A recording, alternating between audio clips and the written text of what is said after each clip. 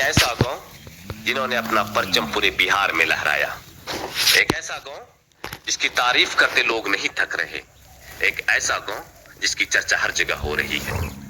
और चर्चा होने की वजह जानते हैं आप सुनेंगे तो खुद आप तारीफ करने पर मजबूर हो जाएंगे। ये कहानी है बिहार के बांका जिला का धोरैया प्रखंड और प्रखंड मुख्यालय से महज 5 किलोमीटर दूरी पर बसा ये गांव महिला, सुदूर देहाती क्षेत्र। लेकिन इस गांव के छात्र छात्राओं ने ऐसी बाजी मारी, इस गांव के लड़कों ने वो कमाल कर दिखाया जो अपने आप में एक इतिहास बन गया, जो आज से पहले शायद ही बिहार के किसी गांव में एक साथ एक बार में ऐसी कामयाबी मिली हो।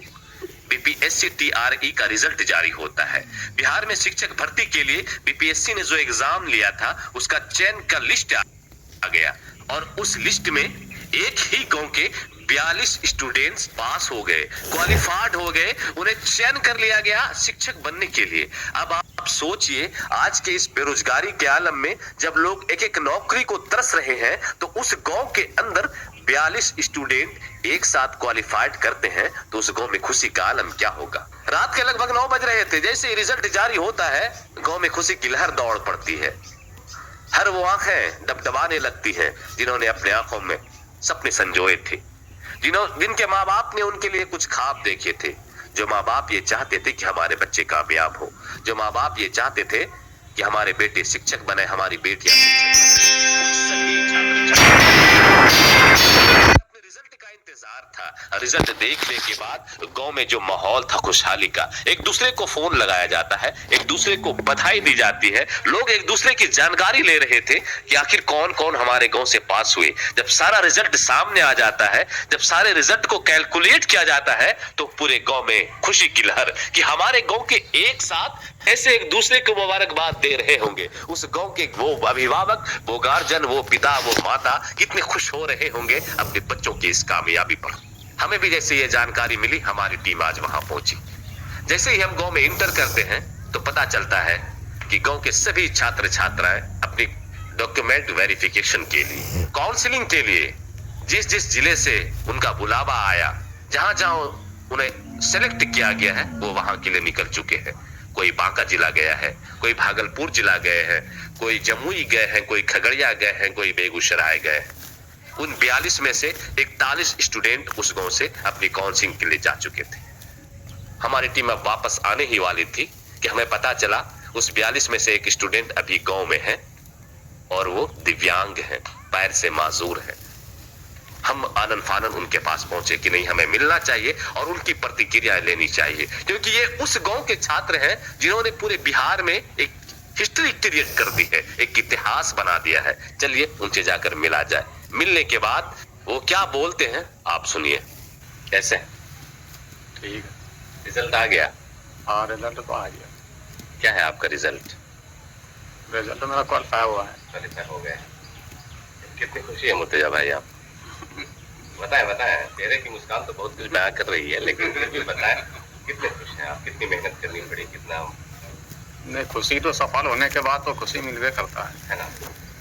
एक चीज की, इस गांव से, जिस गांव से आप हैं, इस गांव से 42 लोग जो है क्वालिफाइड हुए। 42 लोग, सही 42 लोग। उसमें जो है ना लड़का लड़की सब है, लड़का लड़की सब मिलाकर 42 लोग। कौन सा गांव है ये?